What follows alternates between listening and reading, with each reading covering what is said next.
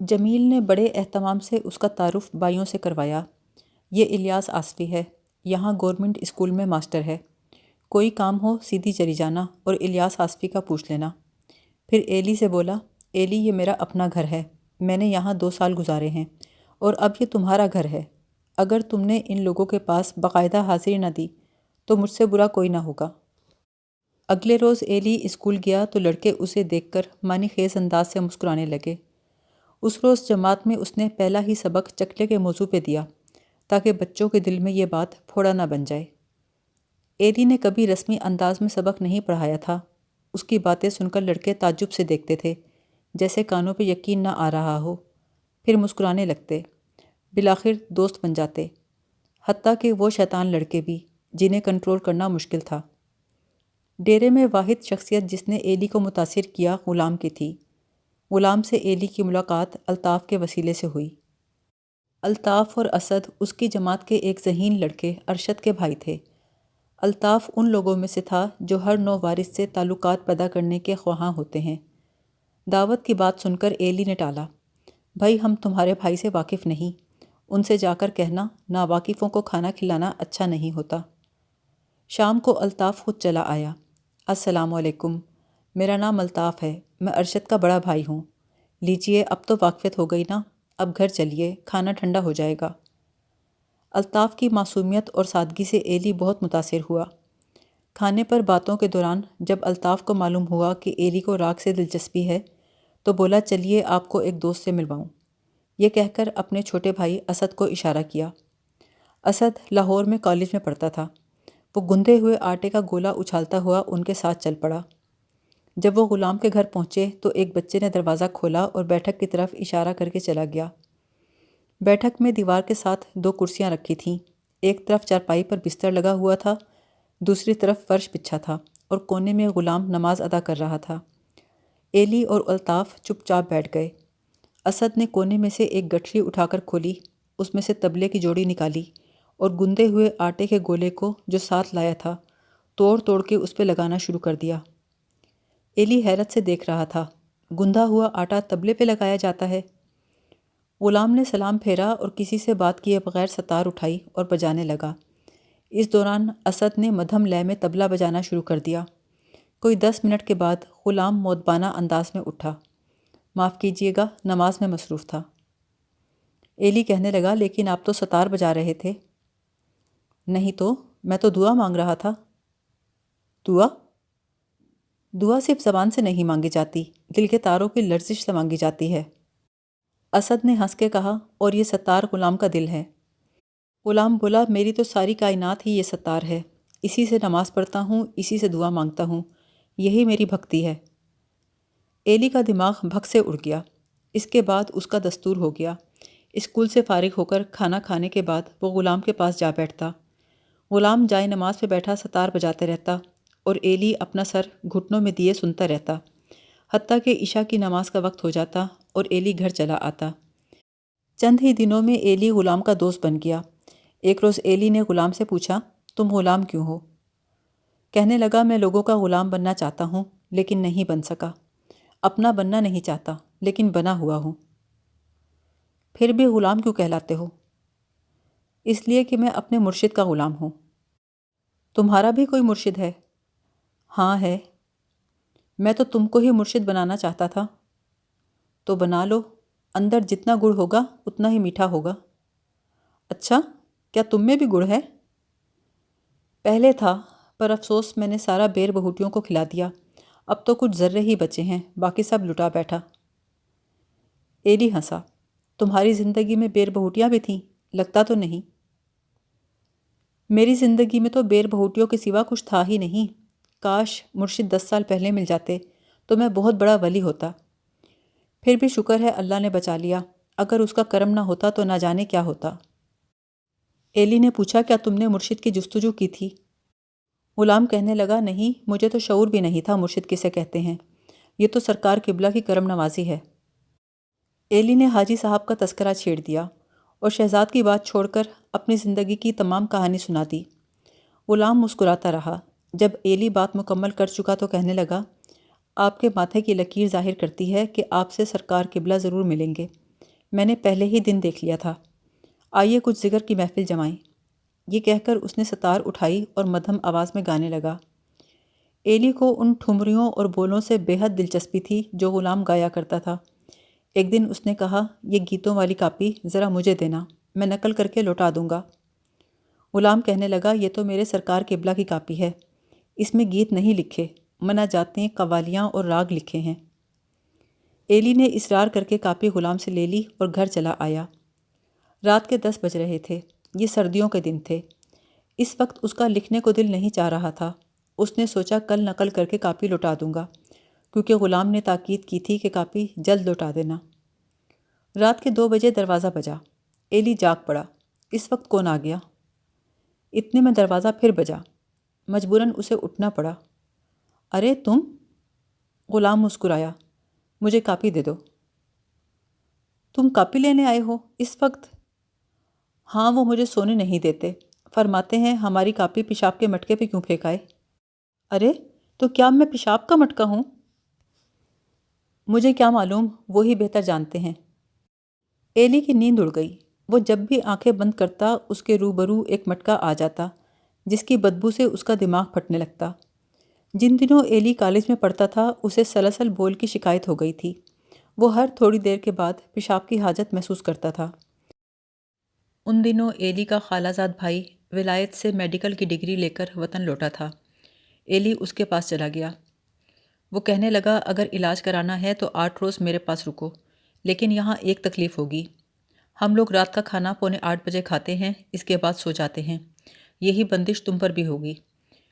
کھانے سے فارغ ہونے کے بعد رات 8 بجے ڈاکٹر نے ایلی کو اس کے کمرے میں بھیج دیا۔ کمرے میں اٹیچ باتھ نہیں تھا۔ ایلی کہنے لگا، میں پیشاب کہاں کروں گا؟ ڈاکٹر کہنے لگا، تمہارے کمرے کی کھڑکی باغیچے میں کھلتی ہے، جب چاہو جا کے کر لینا، لیکن باغیچے میں احتیاط سے جانا۔ کیوں؟ رات کو کتا کھلا ہوا ہوتا ہے۔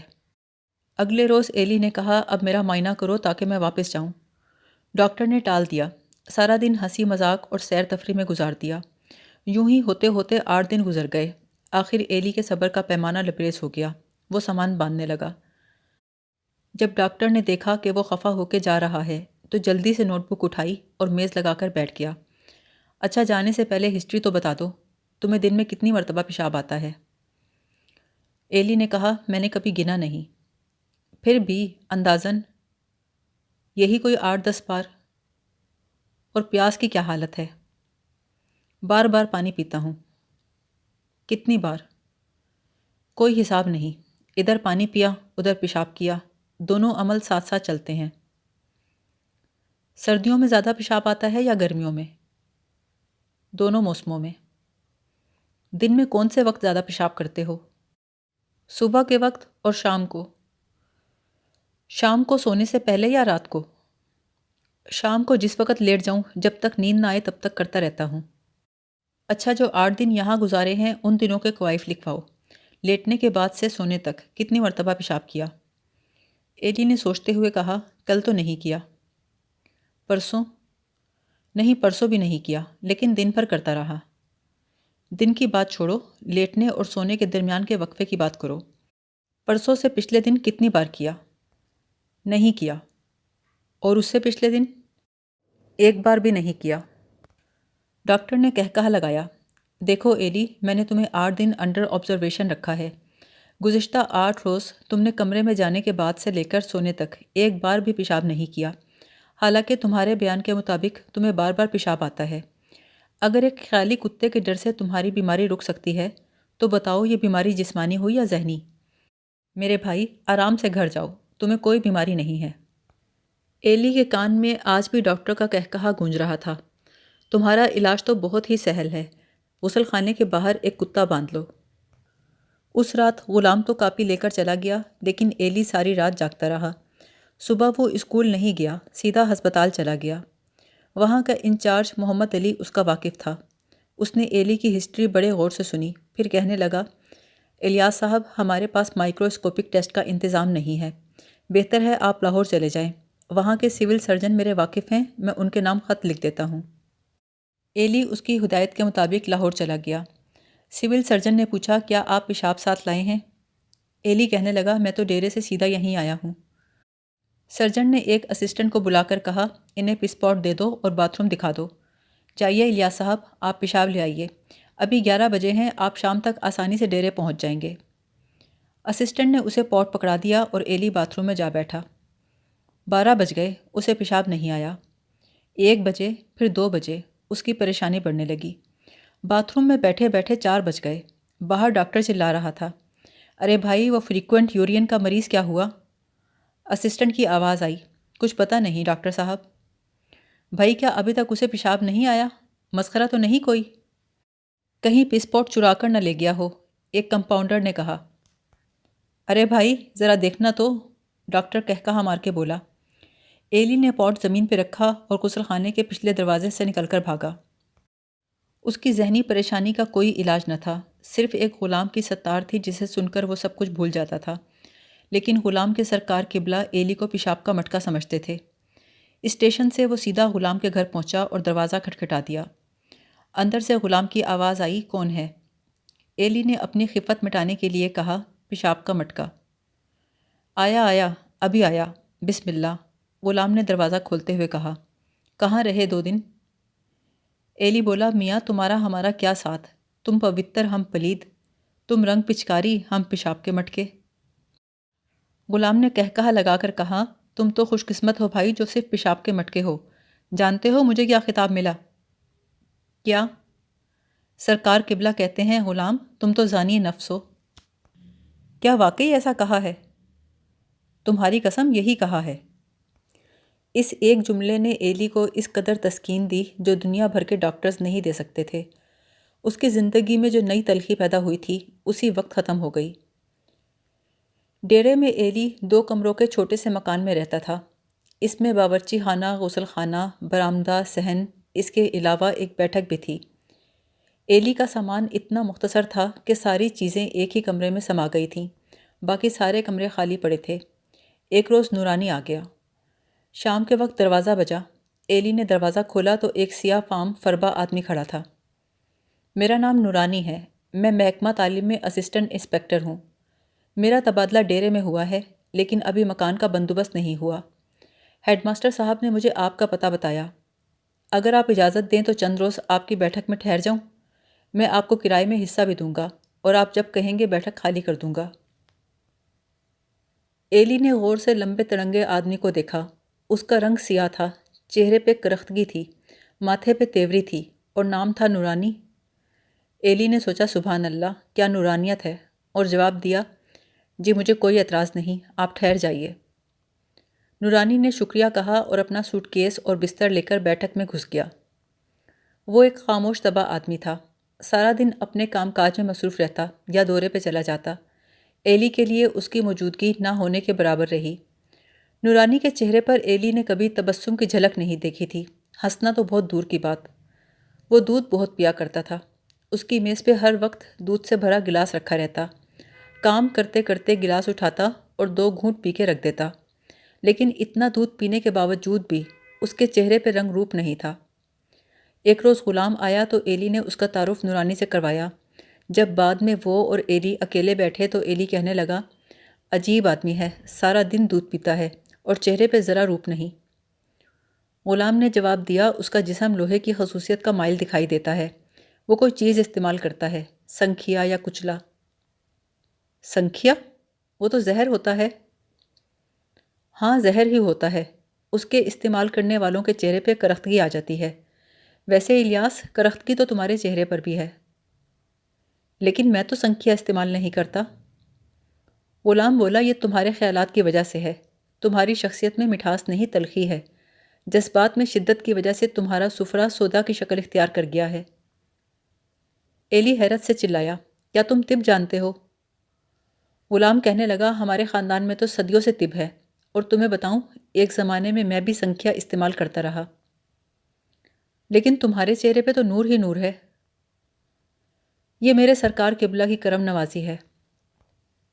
ایلی ہر موضوع پر بات کر سکتا تھا، لیکن سرکار قبلہ اور کرم نوازی پر پہنچ کر اس کے پر جلتے تھے۔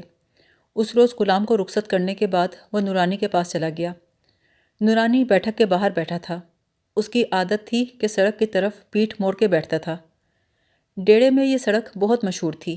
یہاں شام کے وقت ہندو پنڈتانیاں اور سیٹھانیاں سیر کیا کرتی تھیں، اسی لیے شوقین مزاج لوگوں نے اس سڑک کو پنگھٹ کا نام دے رکھا تھا۔ ایلی خود کئی بار شام کو بیٹھک کے باہر چبوترے پہ کھڑا رہتا تھا، لیکن نورانی عجیب تھا، جب بھی بیٹھتا منہ موڑ کے بیٹھتا۔ ایلی نے طنز سے کہا، نورانی صاحب، آپ سڑک کی طرف منہ کر کے کیوں نہیں بیٹھتے؟ کیا آپ کو ڈر ہے کوئی راہ چلتی آپ کی محبت میں اسیر ہو جائے گی؟ نورانی نے رجسٹر سے سر اٹھائے بغیر جواب دیا، ہاں، کیا فائدہ؟ یہاں سے بچیاں گزرتی ہیں، خواہ مخواہ کسی کو الجھن میں ڈال دوں۔ ایلی کا منہ کھلا رہ گیا۔ تو کیا آپ واقعی اس خیال سے سڑک کی طرف پیٹ کر کے بیٹھتے ہیں؟ جی ہاں، یہی ڈر ہے۔ آپ خود کو اتنا حسین سمجھتے ہیں؟ حسین تو نہیں الیاس صاحب، کشش اور چیز ہے، حسن اور چیز۔ تو کیا آپ میں کشش ہے؟ بالکل ہے۔ ہمیں تو محسوس نہیں ہوتی۔ اب عورت نہیں ہے نا؟ اگر میں کسی عورت کی طرف آنکھ اٹھا کے دیکھ لوں اور نگاہیں چار ہو جائیں، پھر وہ میری تلاش میں آپ کا دروازہ نہ کھٹکھٹائے تو میرا ذمہ۔ ایلی حیران رہ گیا، شرط رہی؟ نورانی بولا، آپ شرط نہ لگائیں، ہار جائیں گے۔ ارے، اس قدر زوم ہے؟ ہاں ہے۔ پھر تو شرط رہی۔ اگر آپ کا اصرار ہے تو یہی صحیح، لیکن میرا نام پتہ نہ بتانا، خواہ مخواہ بدنامی ہوگی۔ اور ہاں، کسی معصوم بچی کو سامنے نہ لانا، اس کی زندگی تباہ ہو جائے گی۔ اگلے روز ایلی نورانی کو لے کر اسی چکلے پر گیا جہاں جمیل نے بنو نام کی بائی سے اس کی جان پہچان کروائی تھی۔ ایلی بنو سے کہنے لگا، ان سے ملو، میرے دوست ہیں، ایک روز کے لیے ڈیرے آئے ہیں۔ بنو نے پوچھا، ان کی تعریف؟ ایلی نے کہا، عظمت خان۔ بنو بولی، نام تو بڑا ٹھاٹ دار ہے، لیکن فی الحال تو پگڑی اور کمبل ہی دکھائی دیتا ہے۔ بنو کی بہن گوری بولی، اور یہ بھی پتہ نہیں چلتا کمبل کہاں ختم ہوا، عظمت خان کہاں شروع ہوئے۔ بنو بولی، یہ تو گونگے لگتے ہیں۔ ایلی کہنے لگا، یہ موٹروں کے تاجر ہیں، بولنا نہیں دیکھنا جانتے ہیں۔ نورانی نے بے تکلفی سے بنو کا ہاتھ پکڑا اور اسے کمرے میں کھینچ کے لے گیا۔ اس دوران ایلی گوری سے باتیں کرتا رہا۔ کچھ دیر میں نورانی باہر نکلا، آؤ بھائی۔ ایلی کہنے لگا، کیوں ہو گئے فارغ؟ نورانی غصے میں پھنکارا، لا حول ولا قوت۔ ایلی نے معذرت کی، میرا مطلب کچھ اور تھا، اور بنو سے کہنے لگا، یہ 20 روپے رکھ لو، مونگ پھلی ریوڑی کھا لینا۔ بنو کہنے لگی، عجیب دوست ہیں تمہارے، ایک بات بھی نہیں کی، بس گھورتے ہی رہے۔ ایلی نے غور سے بنو کو دیکھا، اس پر نورانی کا کوئی اثر نہیں ہوا تھا۔ وہ دل ہی دل میں مسکرایا، میدان مار لیا۔ اگلے روز نورانی دورے پہ چلا گیا اور ایلی بھول ہی گیا کہ اس نے کوئی شرط لگائی تھی اور بنو کو تختہ مشق بنایا تھا۔ 2 روز گزر گئے، تیسرے روز وہ پڑھا رہا تھا تو چپڑاسی آیا کہ لالا جی بلاتے ہیں۔ ایلی ان کے دفتر میں داخل ہوا تو بنو کی بہن گوری کو کرسی پہ بیٹھے دیکھ کے گھبرا گیا، لیکن جلد ہی خود کو سنبھالا اور بولا، جی لالا جی، مجھے بلوایا تھا؟ لالا جی نے کہا، یہ آپ سے ملنے آئی ہیں۔ پھر اس سے بولے، آپ ذرا باغیچے میں چلیے، یہ ابھی آتے ہیں۔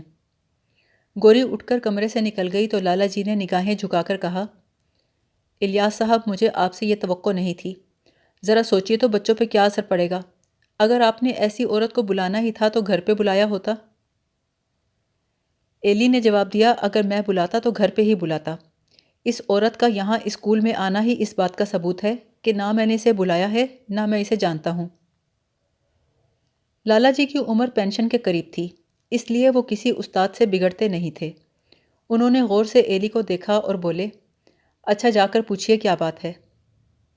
ایلی باغیچے میں پہنچا تو گوری چیل کی طرح جھپٹی، تم نے میری بنو کو کیا کر دیا ہے؟ جس دن سے تم ہو کے گئے ہو تمہارے دوست کے نام کی مالا جپتی ہے، کیا جادو کیا ہے میری بنو پر؟ کیا واقعی؟ وہ تو عام سا آدمی تھا۔ معلوم نہیں میری بنو کو کیا ہو گیا ہے، کسی گاہک سے بات نہیں کرتی، تم شام کو ضرور آنا۔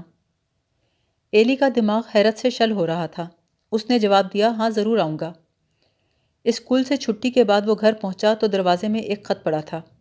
اس نے خط اٹھایا اور گھر میں داخل ہو گیا۔ نورانی کی بیٹھک میں تالا پڑا ہوا تھا۔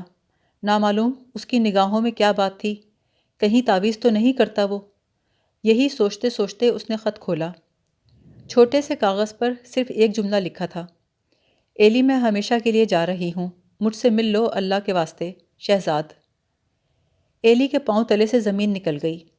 وہ نورانی، بنو، گوری، غلام، اس کی ستار، سب کچھ بھول گیا۔